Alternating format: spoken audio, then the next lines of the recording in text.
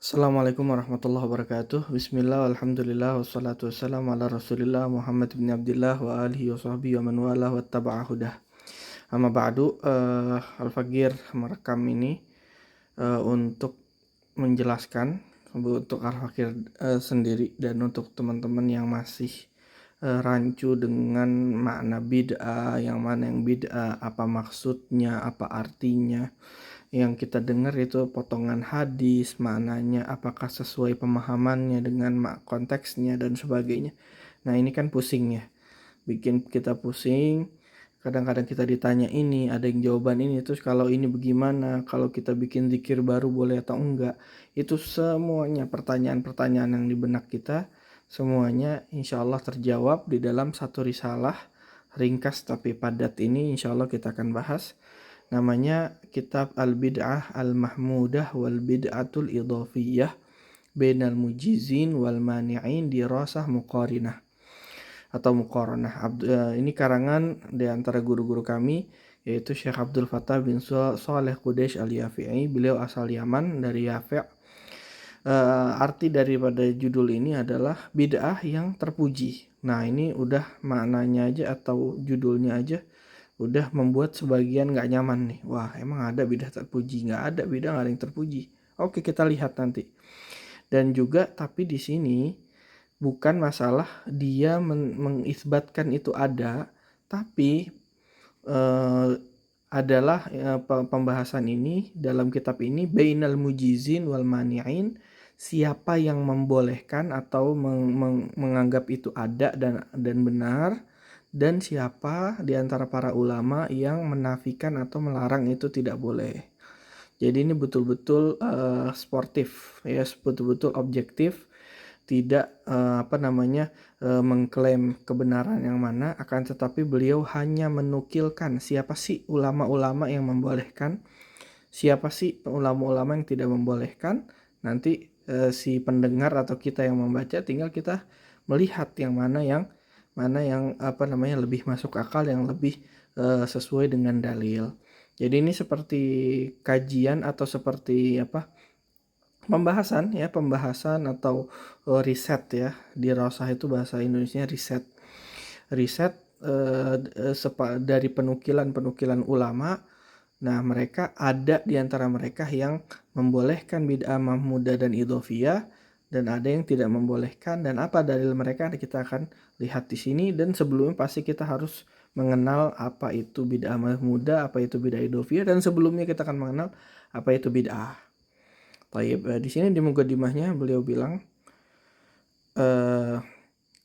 sebelum mulai segala pembahasan kan ada Qur'annya. Allah berfirman ya, wa makhtalafa fihi illa alladziina utu min ba'di ma ja'atuhumul bayyinatu baghyan bainahum fahadallahu alladziina aamanu lima ikhtalafu fihi minal haqqi bi'idzni wallahu yahdi man yasha'u ila siratim mustaqim. Allah memberikan hidayah orang yang beriman atas apa yang mereka perdebatkan dan mereka perselisihkan daripada kebenaran dengan izin Allah, dan Allah yang memberikan hidayah. Begitu juga ayat yang lain, afamay yahdi ilal haqqi haqqu ayyuttaba'. Ya. Jadi kebenaran itu adalah yang paling pantas untuk diikuti, walaupun ada sama kita atau enggak ada sama kita. Ketika kita sudah melihat ada kebenaran, itu adalah yang pantas untuk kita ikuti, adalah kebenaran itu tersebut. Ya, bukan dengan egoisme kita pokoknya saya pasti benar atau yang lain pasti salah.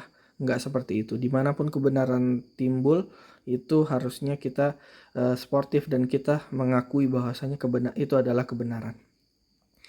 Nah, adapun dari sunnah ada doa Rasul Shallallahu Alaihi Wasallam, ihdini, ada doa setelah ini, idza qama minal lail iftatah salatahu, dengan doa Allahumma rabb Jibril wa Mikail wa Israfil fatir samawati wal ardi alimul ghaibi wasyahadah tahkum baina ibadika fi makanin fi yakhtalifun ihdini lima ikhtalafa fihi minal haqq biidznika innaka tahdi man tasya ila siratal mustaqim. Doa daripada ayat tersebut ya. Nah, kemudian ada hadis dari Tirmidzi di dalam sunannya, Hudzaifah radhiyallahu anhu qala Rasulullah sallallahu alaihi wasallam la takunu imma'ah, janganlah kalian menjadi orang yang ikut-ikutan. Taquluna in ahsanan nas ahsanna, kalian berkata kalau orang berbuat baik kita ikut baik. Wa in dzalamu dzalamna, kalau mereka berbuat zalim kita ikut zalim. Jangan kayak begitu.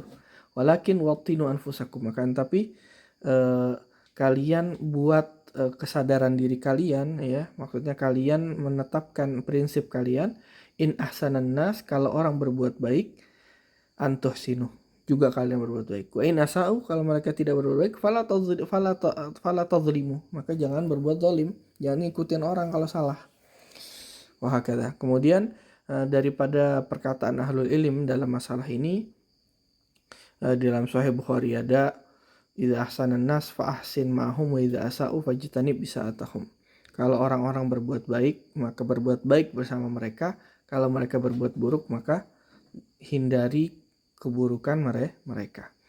Dan lain-lainnya, banyak cerita-cerita yang lain. Nah, di sini ada kata-kata yang bagus. Di sini waqala Syekh Abdurrahman Al-Muallimi Al-Yamani. Itu Syekh Abdurrahman pernah bilang di dalam kitabnya Al-Qaid ila Tashihil Aqaid. Di sini di antara hal-hal yang menyebabkan atau bentuk daripada kesombongan, disebutkan di sini, seseorang itu kadang-kadang atas dalam kebodohan atau kebatilan. Kemudian ada orang lain yang menjelaskan kepada dia dengan argumentasi, dengan dalil. Nah, dia, orang tersebut yang dijelaskan itu, yang dikasih tahu tentang hal tersebut, dia dalam hatinya berpendapat kalau dia ngaku berarti dia kurang. Berarti orang tersebut harus, saya harus ngakuin dia jadi guru saya. Ya. Dia orang tadi itu yang ngasih saya hidayah. Nah, makanya itu orang nggak ada yang mau nerima. Soalnya kenapa? Soalnya merasa dia ngasih hidayah, berarti saya harus nunduk sama dia. Kata beliau, walihada taral mu'minal muntasibin al-ilm man la yashuqqu 'ala al-i'tiraf bil khata'. Banyak, maka dari itu banyak orang-orang yang ahli ilmu yang Masya Allah, mereka betul-betul sportif, ya, mereka tidak ragu dan tidak sulit untuk menyatakan atau mengakui kesalahan mereka kalau ketika kebenaran sudah jelas walaupun ada dimanapun. Nah, kalau sebagian orang seperti itu, sebagian orang lagi enggak. Sebagian orang dia bernisbat kepada ilmu, cuma dia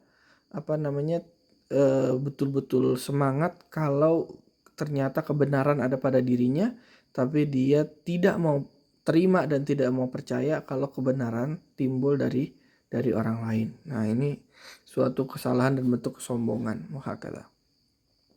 Nah, ala kulli hal di sini banyak mukadimahnya, kita nggak mau ngebahas masalah ini. Ini isinya banyak cerita-cerita ulama yang dia mendengar kebenaran ada di sisi yang lain dan dia langsung mengakuinya dan dia menarik perkataannya dalam suatu hukum dan sebagainya. Banyak seperti itu. Wahakala. Dan banyak hikmah-hikmah di sini. Silahkan yang paham bahasa Arab silahkan dikaji. Ini ada di Telegram juga kitabnya, ya. Ditulis aja judul yang tadi. Taib. Nah, di sini kemudian dalam muqaddimah, sesungguhnya min a'zamil muhim, ya, di antara yang hal penting yang paling besar di dalam bab ini adalah membedakan mana yang sunnah, mana yang bid'ah. Karena sunnah itu ta'rifnya adalah yang diperintahkan syariat, bid'ah itu yang tidak diperintahkan oleh agama. Nah, bab ini banyak sekali kerancuan yang diantara orang-orang di dalam usul, yaitu pembahasan inti dalam syariat atau furu' dalam cabang-cabang permasalahan dalam syariat. Sekiranya setiap kelompok itu menganggap dan mengakui bahwasanya jalannya itulah sunnah dan jalan yang lain yang berbeda itulah bid'ah. Kemudian dia menghukumi bahwasanya yang bertolak belakang dengan jalannya dia berarti mubtadi', ahli bid'ah. Nah, berarti kalau dia sudah terjerumus ke dalam suatu kesalahan yang betul-betul salah, udah mengklaim orang, mengklaim jalannya, wahakadha. Ini diambil daripada kitab Al-Istiqamah Imam Ibnu Taimiyah, juz pertama halaman 13. Nah, sekarang di sini adalah suatu riset tentang kedua masalah yang penting, yaitu apakah itu bid'ah mahmudah, apakah itu bid'ah idhofiyah. Idhofiyah apa sih maksudnya itu, yang kalau ulama pernah bilang bid'ah idhofiyah mahmudah apa maksudnya dulu, biar kita jelasin, kita kasih ta'rifnya, kemudian kita akan ngebahas mana ulama-ulama yang setuju, mana yang nggak setuju, dan apa dalil-dalilnya dari semua madhab. Masya Allah, di sini sebutin ada pendapat madhab Hanafi, pendapat madhab Maliki, madhab Syafi'i, madhab Hambali. Ada yang menganggap tidak ada pembagian. Ya nggak ada tuh namanya bid'ah mahmudah, nggak ada yang begitu juga. Nah, kemudian ada penyatuan antara dua pembahas atau dua kubu tadi yang mengatakan ada perbedaan, ada pembagian, atau yang tidak ada pembagian. Wah kita. Kemudian juga mana contoh-contohnya, contoh bid'ah mahmudah, kemudian pembahasan bid'ah idhofiyah. Ya, nanti kita akan ringkas semuanya, yang penting-pentingnya aja. Mana bid'ah, apa itu bid'ah idhofiyah, ya, apa artinya, kemudian contoh-contoh dari zaman sahabat, dari zaman para salaf, para mazhab yang 4, ya, apa contoh-contoh di mazhab Hanafi, Maliki, Syafi'i, Hambali, dan lain-lain, semuanya ada di sini. Kemudian siapa yang, ya, apa pendapat ahli ilmu para ulama dalam pembahasan ini dan sebagainya.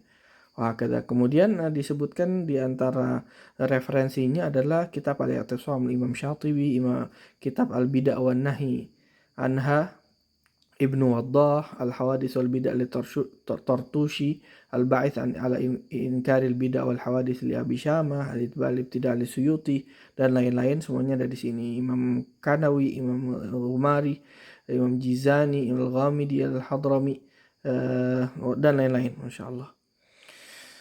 Ya, insya Allah kita akan bahas satu persatu.